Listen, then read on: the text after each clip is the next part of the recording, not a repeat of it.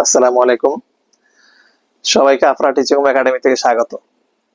আজকে আমরা নবম দশম শ্রেণীর গণিতের 2026 সালে যে পরিমার্জিত গণিত বইটি আসছে এখানকার প্রথম অধ্যায়ের বাস্তব সংখ্যা নিয়ে আলোচনা করব।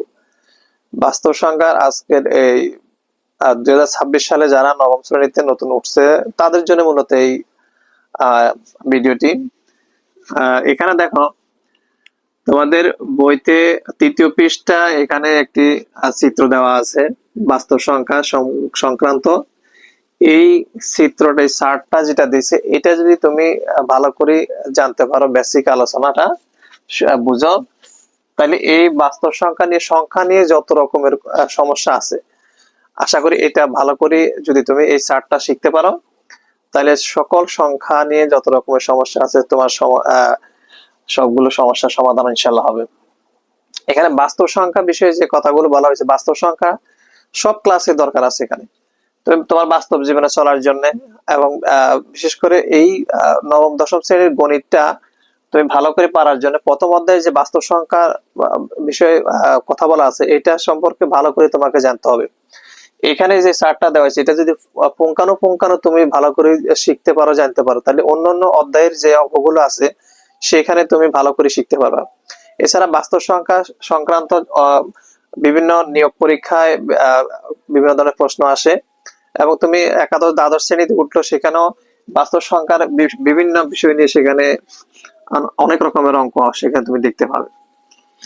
তো দেখো প্রথমে তোমাদের দেখো এখানে চার্টে কি বলা হয়েছে, দেখো বাস্তব সংখ্যা থেকে কি কি আসে। দেখো বাস্তব সংখ্যা থেকে মূলদ সংখ্যা, অমূলদ সংখ্যা, আবার মূলদ সংখ্যা থেকে আসছে দেখো পূর্ণ সংখ্যা, ভগ্নাংশ সংখ্যা, পূর্ণ সংখ্যা থেকে আবার আসছে ধনাত্মক, শূন্য, আবার ঋণাত্মক, ভগ্নাংশ থেকে আবার আসছে সাধারণ ভগ্নাংশ, দশমিক ভগ্নাংশ, আবার ধনাত্মক থেকে আসছে মৌলিক সংখ্যা, যৌগিক সংখ্যা, আবার এক দিছে। দেখো এটা কি আমরা একে একে বলবো। এরপরে দেখো এখানে ভগ্নাংশ থেকে সাধারণ ভগ্নাংশ, দশমিক ভগ্নাংশ, সাধারণ ভগ্নাংশ থেকে আবার প্রকৃত ভগ্নাংশ, অপ্রকৃত ভগ্নাংশ, মিশ্র ভগ্নাংশ, দশমিক থেকে সসীম, দশমিক ভগ্নাংশ, অসীম, আবৃত্ত দশমিক ভগ্নাংশ, অমূলদ থেকে আসছে আবার অসীম, অনাবৃত্ত দশমিক ভগ্নাংশ। তো দেখো শুরুতে বাস্তব সংখ্যা নিয়ে আমরা বলবো। বাস্তব সংখ্যা কাকে বলে? সকল মূলদ অমূলদ সংখ্যাকে বাস্তব সংখ্যা বলে। সকল মূলদ ও অমূলদ সংখ্যাকে বাস্তব সংখ্যা বলে। তাহলে মূলদ সংখ্যা কাকে বলে, অমূলদ সংখ্যা কাকে বলে? তোমাদের বইতে সংজ্ঞা দেওয়া আছে, একটু কঠিন করে দেওয়া আছে, হয়তো তুমি একটু সাজিয়ে লিখবা। মূলদ সংখ্যা হলো যে সকল সংখ্যাকে পি বাই কিউ আকারে প্রকাশ করা হয় তাকে মূলদ সংখ্যা বলে। আর অমূলদ সংখ্যা হলে যেসব সংখ্যাকে পি বাই কিউ আকারে প্রকাশ করা যায় না অমূলদ সংখ্যা বলা, তাকে অমূলদ সংখ্যা বলে। এবং যেখানে পি ও কিউ পূর্ণ সংখ্যা এবং কিউ নট ইকুয়াল 0 এটা বলা আছে। তো দেখো বাস্তব সংখ্যা কাকে বলে আমরা এখানে লিখে দিই, তোমরা শিখে নিবা এগুলো সুন্দর করে। তোমরা শিখ বাস্তব সংখ্যা, বাস্তব সংখ্যা তোমরা সংজ্ঞাটা মুখস্থ করে নিবা। সকল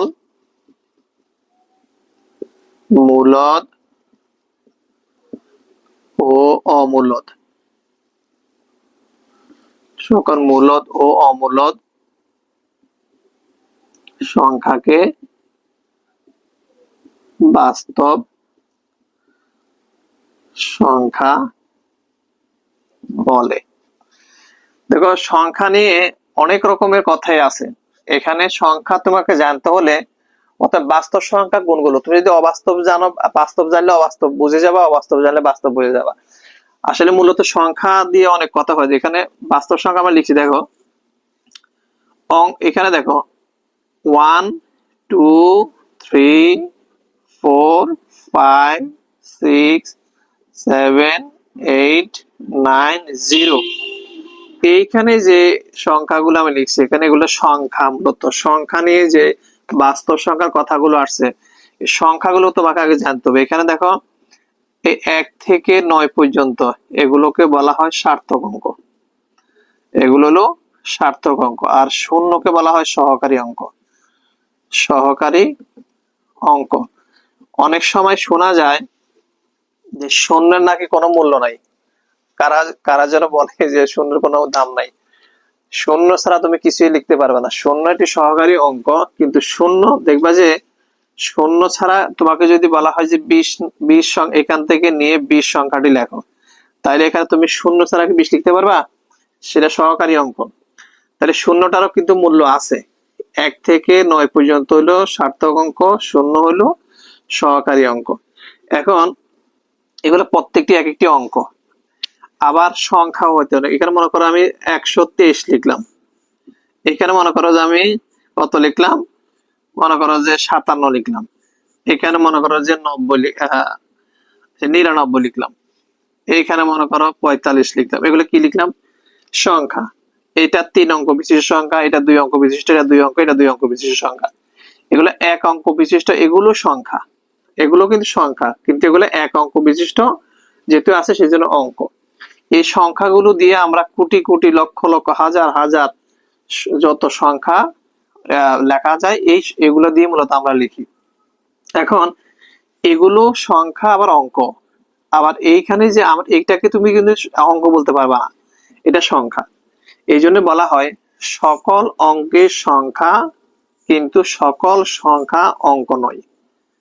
দেখবা অনেক সময় বলা হয় সকল অঙ্কেই সংখ্যা, কিন্তু সকল সংখ্যা অঙ্ক নয়। কেন? এই কারণে দেখো এখানে দুই অঙ্ক বিশিষ্ট যখন লিখবা, সেখানে তুমি এখানে 99 অঙ্ক বলতে পারবা না, সংখ্যা বলা লাগবে। এগুলো মনে রাখবা, অঙ্ক মূলত 2 প্রকার, একটা হলো সহকারী অঙ্ক, একটা হলো সার্থক অঙ্ক। 1 থেকে 9 পর্যন্ত সংখ্যাগুলোকে সার্থক অঙ্ক বলে, আর শূন্য হলো সহকারী অঙ্ক। তো দেখো এখানে আমরা বাস্তব সংখ্যা লিখলাম, সকল মূলদ অমূলদ সংখ্যাকে বাস্তব সংখ্যা বলে। তাহলে মূলদ সংখ্যা কাকে বলে? মূলদ সংখ্যা তোমাদের বইতে একটি সংজ্ঞা দেওয়া আছে, তা আমি আমারটা লিখতেছি এখানে, ওটার মতেই একটু সাজিয়ে লিখতেছি। যে সকল সংখ্যাকে, তোমরা যারা নতুন নবম শ্রেণীতে উঠছো 2026 সালে, তাদের জন্য মূলত এই বেসিক গুলো আলোচনা। যারা দশম শ্রেণীতে উঠছো তারাও শিখতে পারো, তবে তোমরা নিশ্চয়ই আগের বছর শিখছো, সেই জন্য তোমরা নিশ্চয়ই জানো। তো দেখো যে সকল সংখ্যাকে p/q আকারে প্রকাশ করা হয়, যেখানে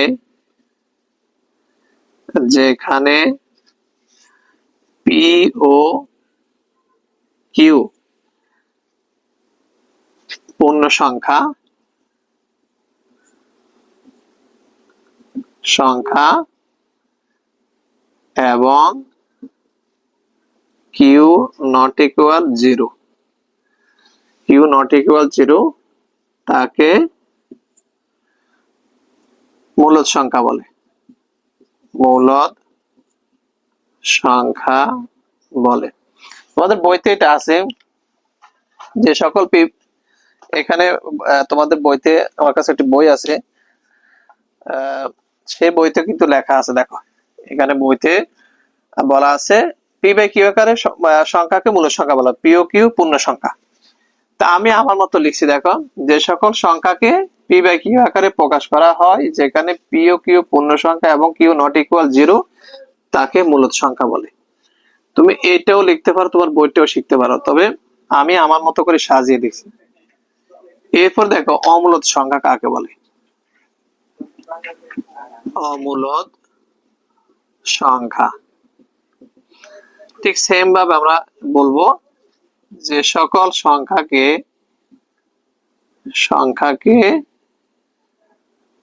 p/q আকারে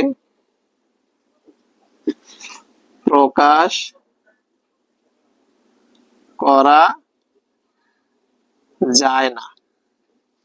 করা যায় না, যেখানে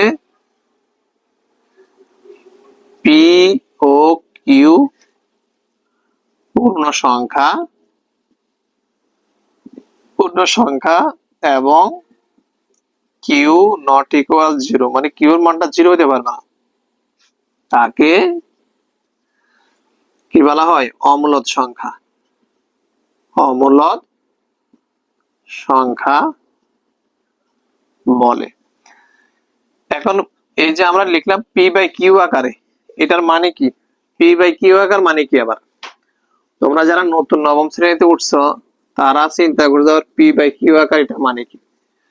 মনে করো পি বাই কিউ আকারটা আমি বুঝাই দিচ্ছি। দেখো এইখানে মনে করো একটা সংখ্যা লিখলাম, মনে করো 2.6 লিখছি।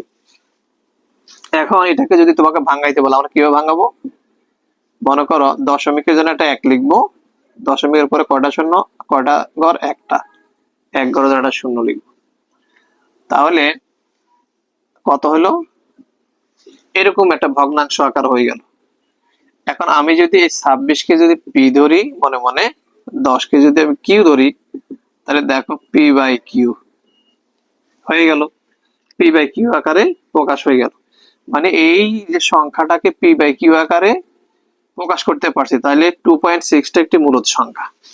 2.6টা একটি কি মূলদ সংখ্যা। অর্থাৎ যদি কোনো সংখ্যাকে যদি ভগ্নাংশ আকারে প্রকাশ করা যায়, মানে ভাঙার ভগ্নাংশ বের করা যায়, তৈরি করা যায়, সেটা হবে কি মূলদ সংখ্যা। আচ্ছা, এখন সেম জিনিসকে যদি আমি আরেকটা লিখি, মনে করি এটাকে যদি আমি যদি দ্বিতীয়বারে যদি অন্য সিস্টেমে লিখি, যেমন আমি লিখলাম 2.6, মনে করো যে 1, মনে করো 0 ডট ডট ডট, এরকম লিখলাম। এখন দশমিকের জন্য একটা 1 লিখবো আমি, ভালো কথা। হ্যাঁ, দশমিকের পরে কয়টা ঘর আছে? কয়টা ঘর কে বলতে পারবে? কেউ বলতে পারবে না, কারণ এই যে ডট ডট দেওয়া আছে দশমিকের পরে চলতে থাকবে, আজীবন চলতে থাকবে। হ্যাঁ, যখন চলতে থাকবে আমি জানি না দশমিকের পরে কয়টা শূন্য দিব, তার মানে আমি ভগ্নাংশ আকারে এটাকে প্রকাশ করতে পারবো না। যখন এরকম পারবো না ভগ্নাংশ আকারে প্রকাশ করতে, তখন এই সংখ্যাটা হয়ে যাবে অমূলদ সংখ্যা, যেটা আমি প্রকাশ করতে পারি নাই, পি বাই কিউ আকারে প্রকাশ করতে পারি নাই, সেটা হয়ে যাবে আমার অমূলদ সংখ্যা। তাইলে মূলদ অমূলদ সংখ্যা মানে আমরা কিভাবে পি বাই কিউ আকারে বললাম সেটা কিন্তু দেখানো হলো।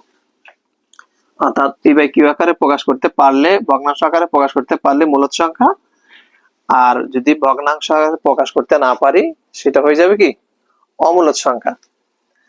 এখন মূলদ অমূলদ বিষয়ে আরো কিছু মূলদ সংখ্যা তোমাদেরকে চিনাবো দশমিক দিয়ে, রুট ওভার দিয়ে। দেখো মূলদ সংখ্যা অমূলদ সংখ্যা কোনগুলো। এখানে দেখো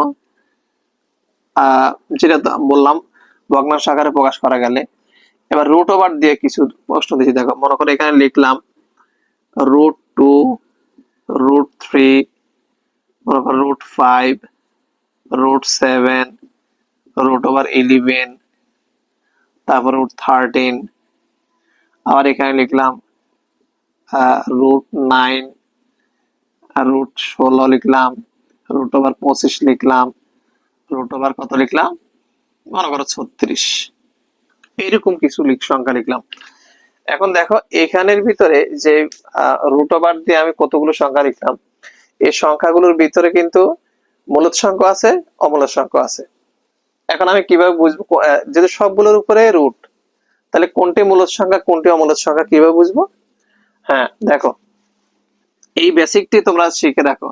তোমাদের আগের যে সিলেবাস গুলোতে পরীক্ষা হতো সেখানে প্রায় আসতো প্রমাণ করো যে √3 একটি অমূলদ সংখ্যা, √5 একটি অমূলদ সংখ্যা। হ্যাঁ, প্রমাণ করো। তো এখন দেখো এখানে অনেকগুলো আমরা রুট লিখছি, সবগুলোর ভিতরে কিন্তু √ আছে সংখ্যা, তাহলে কোন সংখ্যাটা মূলদ কোনটা অমূলদ কি করে বুঝবো? মনে করো কোন রুটের ভিতরে যদি তুমি ক্যালকুলেটর যদি রুট মারো, দশমিক আসবে, মনে করো 1 পয়েন্ট কিছু একটা আসবে। যদি কোন সংখ্যাকে ক্যালকুলেটরে যদি রুট দাও সেটা দশমিক আসে, তাহলে সেই সংখ্যাটা আসবে অমূলদ সংখ্যা। এটা যদি তুমি ক্যালকুলেটরে হিসাব করো রুট দিয়ে 13কে, তাহলে এটা দশমিক আসবে, এটা অমূলদ সংখ্যা। এটাও দশমিক আসবে, এটাও দশমিক আসবে, এটাও দশমিক আসবে, এটা দশমিক, সব দশমিক আসবে। কিন্তু এইখানে এসে পূর্ণ সংখ্যা আসবে। যে তুমি ক্যালকুলেটর হিসাব করো √36 দিলে 6 আসবে, এটা আসবে √25 দিলে 5 আসবে, এটা আসবে 4 4 16 4 আসবে, এটা আসবে 3। এই যে দেখো এখানে কোনো দশমিক আসে নাই, তোমরা হিসাব করে দেখতে পারো এগুলো ক্যালকুলেটরে হিসাব করলে এটা 3 আসবে, এটা 4 আসবে, এটা 5 আসবে, এটা 6 আসবে, এগুলো সব দশমিক আসবে। এই যে রুটের ভিতরে তুমি ক্যালকুলেটর হিসাব করে তুমি রুট দিয়ে যেগুলো পূর্ণ সংখ্যা আসে, এই পূর্ণ সংখ্যা যেগুলো আসে সেগুলো হলো মূলদ সংখ্যা। অর্থাৎ তুমি যে রুট দিলা, এখানে রুট দিছে যে এটা মূলদ সংখ্যা,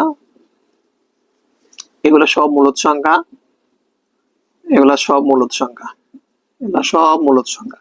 অর্থাৎ শুধু এগুলি না, আবার তুমি 49 উপরে যদি রুট করো, 49 কে রুট করলে 7 আসবে, এটাও একটি মূলদ সংখ্যা। যত সংখ্যার উপরে তুমি আরো বড় সংখ্যা হতে পারে, আমি ছোট ছোট দেখে নিলাম। কোন সংখ্যাতে যদি তুমি রুট হিসাব করে যদি দেখো যে পূর্ণ সংখ্যা আসছে, তাহলে সেটাই মূলদ সংখ্যা। আর যদি পূর্ণ সংখ্যা না আসে, দশমিক আসে, সেটাই অমূলদ সংখ্যা। তো রুট দিয়ে তোমাকে যতগুলো অঙ্কে দেয়, অনেক সময় এমসিকিউতে আসে এই সংখ্যাটি আর নিচের সংখ্যাটি মূলদ না অমূলদ, হ্যাঁ, তখন তুমি ক্যালকুলেটরে হিসাব করে এগুলো তুমি হিসাব করে বলতে পারবে এটা মূলদ না অমূলদ সংখ্যা। আশা করি মূলদ অমূলদ কিছুটা হলে বুঝছে। এখানে এই অধ্যায়ের ভিতরে আমরা এটা শেখানোর পরে যখন অঙ্কতে যাব, সেখানে মূলদ অমূলদ নিয়ে আরো অনেক রকমের কথা আছে, অনেক রকমের অঙ্ক আছে, তখন আমরা আরো বিস্তারিত সেখানে বুঝাবো ইনশাল্লাহ। এবারে দেখো, মূলদ সংখ্যা থেকে পূর্ণ সংখ্যা আসছে, দুইটা জিনিস, একটা পূর্ণ সংখ্যা, একটা ভগ্নাংশ সংখ্যা। আগে পূর্ণ সংখ্যাটা আমরা বলি। পূর্ণ সংখ্যা থেকে কি আসে দেখো, ধনাত্মক, শূন্য, ঋণাত্মক। এই কথাটা দেখো, এই অংশটুকু বল। পূর্ণ সংখ্যা তোমাদের বইতেই সুন্দর একটা সংজ্ঞা দেওয়া আছে, তোমরা শিখে নিবা, অথবা আমি এখানে দিচ্ছি সেটা লিখে নিতে পারো। শূন্য সহ, শূন্য সহ সকল ধনাত্মক, সকল ধনাত্মক, ঋণাত্মক,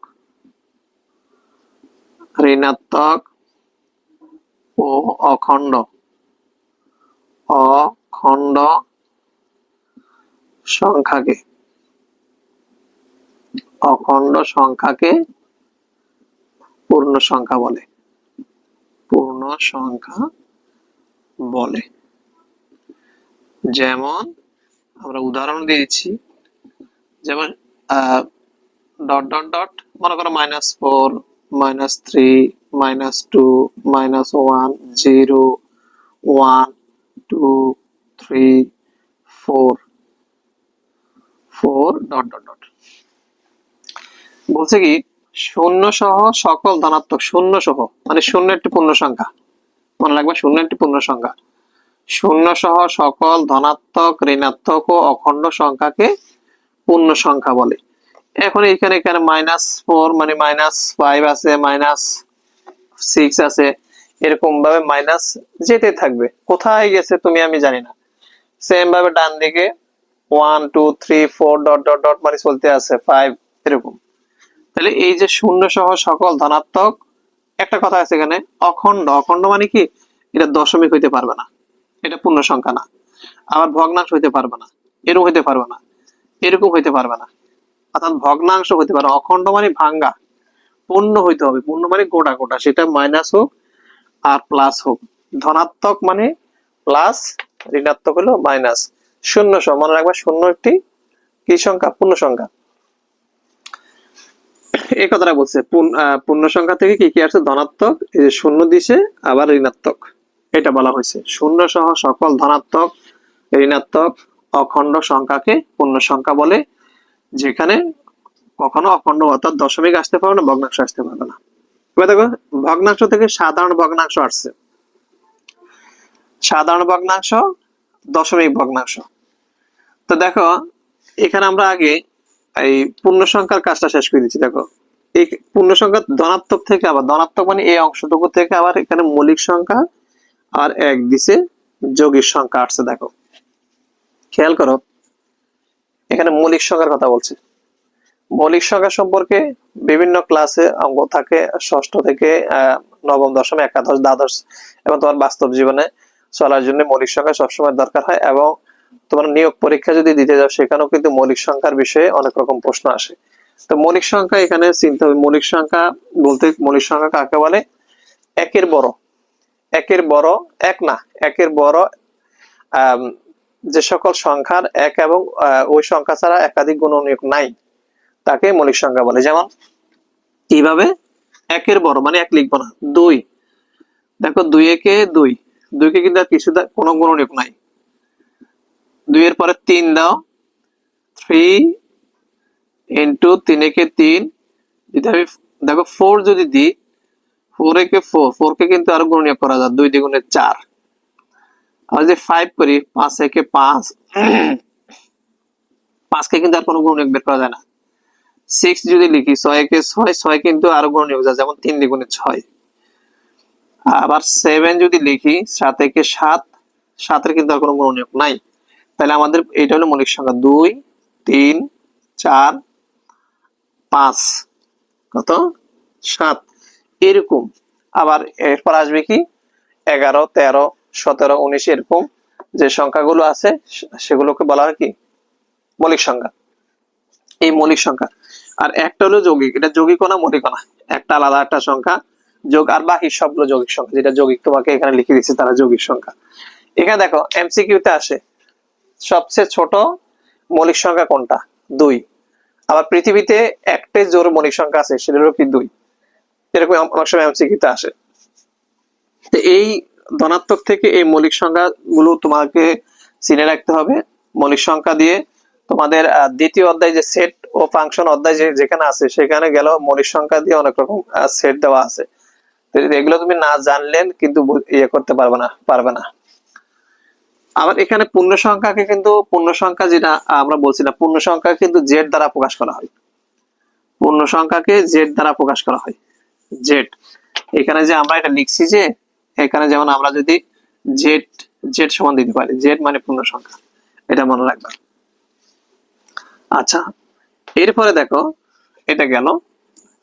এর ভগ্নাংশ থেকে সাধারণ ভগ্নাংশ, দশমিক ভগ্নাংশ আমরা একটু লিখে দিই। সাধারণ ভগ্নাংশ বলতে কোনগুলো, মনে করো যে এটা একটা ভগ্নাংশ, আবার 2/3 একটা ভগ্নাংশ, 5/6 একটা ভগ্নাংশ, এরকম যত ভগ্নাংশ আসবে এগুলো সব হলো সাধারণ ভগ্নাংশ, যেটা বলা হয়েছে সাধারণ ভগ্নাংশ। সাধারণ ভগ্নাংশ থেকে আরেকটা জিনিস আসছে, আমরা আগে সাধারণটা শেষ করে দিচ্ছি, এবার দশমিকে যাব। সাধারণ শেষ করে আমরা দশমিকে যাব। দেখো সাধারণ ভগ্নাংশ থেকে আসছে প্রকৃত ভগ্নাংশ, অপ্রকৃত ভগ্নাংশ। দেখো প্রকৃত বলতে যে ভগ্নাংশের লব ছোট হর বড় তাকে প্রকৃত ভগ্নাংশ বলে। যেমন এখানে আমি এইটা একটা ভগ্নাংশ লিখছি, এটা হলো প্রকৃত ভগ্নাংশ, যেন লব ছোট, এটা একটা প্রকৃত ভগ্নাংশ, এটা প্রকৃত ভগ্নাংশ, এটাও প্রকৃত ভগ্নাংশ যেহেতু লব ছোট। যে ভগ্নাংশের লব ছোট হর বড় সেটা কি প্রকৃত ভগ্নাংশ। এটা প্রকৃত ভগ্নাংশ। এখানে আমি সবই প্রকৃত ভগ্নাংশ লিখছি, এগুলো সবই প্রকৃত ভগ্নাংশ, যেমন লব সবগুলো ছোট। এরপরে অপ্রকৃত ভগ্নাংশ, যে ভগ্নাংশের লব বড় হর ছোট। লব বড় তাহলে যদি এরকম হয় 5/3, 7 মনে করো 2, আবার 9/7। এই যে এখানে আমরা উপরে যে সবগুলো লব বড় দিছি, যে ভগ্নাংশের লব বড় হর ছোট সেগুলোকে অপ্রকৃত ভগ্নাংশ বলে। আগে বলি ভগ্নাংশ কয় প্রকার। ভগ্নাংশ হলো তোমরা সবসময় শুনছো যে 3 প্রকার ভগ্নাংশ, না প্রকৃত, অপ্রকৃত, মিশ্র। না, ভগ্নাংশ হলো 2 প্রকার, প্রকৃত ভগ্নাংশ, অপ্রকৃত ভগ্নাংশ। অপ্রকৃতকে করলে মিশ্র ভগ্নাংশ আসবে, অপ্রকৃত ভগ্নাংশকে ভাঙানোর পরে মিশ্র ভগ্নাংশ আসবে। অ্যাকচুয়ালি ভগ্নাংশ 2 প্রকার, সেটা কি, একটা প্রকৃত, একটা অপ্রকৃত ভগ্নাংশ। যদি অনেকে বলে যে 3 প্রকার, প্রকৃত, অপ্রকৃত, মিশ্র, অ্যাকচুয়ালি মিশ্র ভগ্নাংশ কিন্তু 3 প্রকার ভিতরে পড়ে না। আমি প্রকৃত অপ্রকৃত ভাঙাইলে মূলত কি আসে, মিশ্র ভগ্নাংশ আসে। ওকে, দেখো এখানে আমাদের যেহেতু এটা অপ্রকৃত, এটাকে ভাঙাই দেখি আমরা কত আসে। 3 একে 3, কত 5 থেকে 3 বাদ দিলে 2। এই যে আমার এক সমস্ত 3/2, এই যে সমস্ত আসলো, এই সমস্তটা মূলত মিশ্র। যে সমস্ত যেটা আসছে সমস্তটাই মূলত মিশ্র। এখানে সমস্ত আসবে, দেখো 3 দ্বিগুণে 6 আসবে, এখানে 3 সমস্ত 2/1। এই যে সমস্ত আসলো সমস্তটাই মূলত মিশ্র ভগ্নাংশ। সমস্তটাকে মূলত কি বলা হয়? মিশ্র ভগ্নাংশ। তার মানে অপ্রকৃত থেকে মিশ্র ভগ্নাংশের আসে তৈরি হয়। সেই জন্য ভগ্নাংশ মূলত দুই প্রকার, একটা মিশ্র ভগ্নাংশ, একটা অপ্রকৃত ভগ্নাংশ। অপ্রকৃত ভগ্নাংশ অপ্রকৃতর কাজ করলে মিশ্র ভগ্নাংশ আসে, যেটা অপ্রকৃত ছিল মিশ্র হয়েছে। এগুলো আগেও ক্লাসও তোমরা শিখছো, তারপরে এখানে এই জিনিসগুলো দিছে তাই শেখা লাগবে, তোমার এতে কাজে লাগবে এখানে। আচ্ছা, এবার আসো দশমিকের কথা এখানে বলা আছে। দশমিক দশমিক থেকে কি কি আছে দেখো, এটা সসীম, একটা অসীম, আবৃত। একটা কি বলছে? সসীম আর হলো অসীম আবৃত বলছে। আবৃত মানে কি দেখো, দশমিক সসীম। সসীম দশমিক কি কাকে বলে? দশমিক বানানো সেটা লিখি, মনে করো 2.623 লিখলাম। আবার লিখলাম মনে করো 3.567, 4.236, এখানে লিখলাম 6.235, মনে করে এগুলো লিখলাম আমি। এই যে দশমিকের পরে কয়টা ঘর গণনা করা যায়, মানে কি এখানে দশমিকের 3টা ঘর, এখানে 3টা ঘর, এখানে প্রত্যেকটা 3টা। আবার একটা বাড়াই লেখো, দশমিকের পরে মনে করো 2.623767, মনে করো কয়টা দশমিকের গুনতে পারো দেখো, 1 2 3 4 5টা, এখানে 3টা। দশমিকের পরে যদি কোনো সংখ্যা তুমি গণে ঠিক করতে পারো, গণনা করা যায়, তাইলে সেই সংখ্যাটা সসীম দশমিক ভগ্নাংশ, মানে তুমি গুনতে পারতেছো। কিন্তু যদি তুমি এটাকে ডট ডট লাগিয়ে দাও, কয়টা গুনতে পারবা? এটা হলো অসীম। এটা যদি ডট লাগাই দাও, গুনতে পারবে না কয়টা, এটা হলো অসীম। তো সসীম হলো যেটা গণনা করা যায় সেটা অসীম, সসীম। আর যেটা গণনা করে নির্ধারণ করা যায় না সেটা হলো অসীম দশমিক ভগ্নাংশ। কিন্তু এখানে একটা কথা বলছে, অসীম আবৃত। এবার আসে অসীম আবৃত কথাটা কেন বলছে দেখো, এটা আমি এখানে একই সাথে এইটাও একই সাথে মিলে দিচ্ছি দেখো, অসীম অনাবৃত দশমিক, আর এটা হলো অসীম আবৃত। এই দুইটা একটা সাথে একটা রিলেটেড, তাই আমি দুইটা একসাথে লিখবো। দেখো, অমূলত থেকে আসছে, এটা অসীম অনাবৃত দশমিক, আর এখানে অসীম আবৃত। তো অসীম আবৃত আমি দেখো কিভাবে লিখি, আমি লিখলাম 2.6161 ডট ডট ডট, আবার লিখলাম 3.222 ডট ডট ডট, আবার লিখলাম মনে করো 3. মনে করো 210 আবার লিখলাম মনে করো 100 ডট ডট ডট, এরকম লিখলাম 4.320420600 ডট ডট ডট লিখলাম।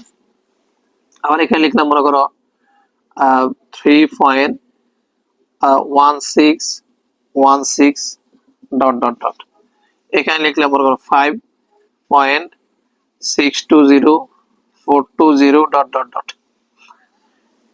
ডট ডট ডট 2100 এরকম দিলাম মনে করো। আচ্ছা, এটা লেখার মূলত কারণ হলো এখানে দুইটা জিনিস দিয়েছে, এখানে অসীম অনাবৃত দশমিক আর হলো অসীম আবৃত। তো অনাবৃত আর আবৃত কথার মানে কি দেখো, প্রথমে যে সংখ্যাটা আমি লিখছি 2.6161, এইটা দেখো ডট ডট সবগুলোতে কিন্তু ডট ডট আছে, কিন্তু কিছু আছে আবৃত, কিছু আছে অনাবৃত। মানে কি দেখো, যে সংখ্যাটা একই জিনিস বারবার আসে, দেখো 6161, মনে করো এখানে লেখা আছে 2.6161 বারবার আসছে, এই 61 এর উপরে পৌনঃপুনিক থাকবে। এই পৌনঃপুনিক মানে কি, এই পৌনঃপুনিক দেওয়াটার মানে হলো কি অসীম আবৃত। এটা হলো অসীম আবৃত, এটা হলো অসীম আবৃত। আবার এখানে 3.22 বারবার আসতেছে, তো 2 এর উপরে পৌনঃপুনিক দাও। এই যে উপরে যে ফোঁটাটা দিছে, এই ফোঁটাটার নাম হলো পৌনঃপুনিক, এই ফোঁটাটার নাম হলো পৌনঃপুনিক। এই যে পৌনঃপুনিক দিলাম, এটা একটি অসীম আবৃত। অসীম যাইতে আছে এরকম 2 যাইতে থাকবে, কিন্তু আবৃত। আবৃত মানে কি পৌনঃপুনিক দেওয়া আছে। আবার এইখানে দেখো 1616 একটা সংখ্যা লিখছি দেখো, 3.16 1 আর 6 বারবার আসতেছে, এটা একটি আবৃত। আবৃত অসীম, কিন্তু অসীম দেখো যাইতে আছে কিন্তু আবৃত, আবৃত মানে পৌনঃপুনিক দেওয়া আছে, ঠিক আছে। আবার এখানে দেখো আমরা এখানে কি লিখছি দেখো 3.210, এইটা দেখো এখানে 210 2100 100, কোনো মিল আছে? কোনো মিল নাই। তাহলে এইভাবে এলোমেলো ভাবে অসীম আসতে থাকবে, তাহলে এটা কোনো আবৃত করা যাবে না, এটা হলো অনাবৃত। মানে এমন সংখ্যা দিয়ে দশমিক দিয়ে দিবে এলোমেলো সংখ্যা যাইতেই থাকবে, সেটা হলো অসীম অনাবৃত, মানে পৌনঃপুনিক নাই, চলতে থাকবে এভাবে। এটাও সেম ভাবে দেখো এলোমেলো আছে, কি আছে দেখো 420, প্রথমে আছে 320, তারপর 420 600 উল্টাপাল্টা এরকম চলতে আছে, এটা হলো অসীম অনাবৃত। সেম ভাবে এটাও অসীম অনাবৃত। তাইলে এই অসীম অনাবৃত আর অসীম আবৃত, আবৃত কথার অর্থ হলো যে সংখ্যা উপরে পৌনঃপুনিক থাকে সেটা আবৃত বলা হয়, যার উপরে পৌনঃপুনিক থাকবে না অর্থাৎ বারবার আসবে না সেটা হলো অনাবৃত। তা আজকে আমরা এই যে ছোট্ট আলোচনাটা আমরা টুকটাকে বেসিক গুলো আলোচনা করলাম বাস্তব সংখ্যা অধ্যায়ের। এই প্রথম অধ্যায়ের যে বাস্তব সংখ্যাগুলো এখানে বিস্তারিত আমরা আলোচনা, আরো বিস্তারিত আমরা জানবো যখন অনুশীলনের অঙ্ক করবো আমরা, সেখানে মূলদ অমূলদ নিয়ে পূর্ণ সংখ্যা নিয়ে সব রকমের আরো বিস্তারিত, সেখানে অনেক রকমের কথা আছে। হ্যাঁ, মূলদ এখানে যতক্ষণ এই অধ্যায়ের অঙ্ক করা হবে সে প্রত্যেকবারে বিভিন্ন বিষয়ে মূলদ, মূলদ সংখ্যা, মৌলিক সংখ্যা, তারপরে পূর্ণ সংখ্যা সবগুলো কথা এখানে বারবার আসবে। তা আমরা ইনশাআল্লাহ পরবর্তী ক্লাসে আমরা অনুশীলনী অঙ্কগুলো নিয়ে আলোচনা করব। ততক্ষণ তোমরা ভালো থাকো। আল্লাহ হাফেজ।